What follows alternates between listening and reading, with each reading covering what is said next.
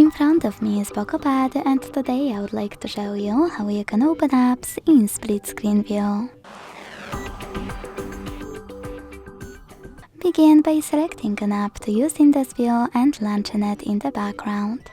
Then do exactly the same with a second app and access background apps.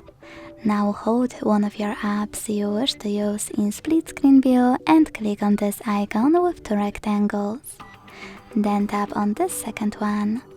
As you can see now, I can use both at once. To go back from this mode, drag one of your apps all the way to the right or to the left and hit home button.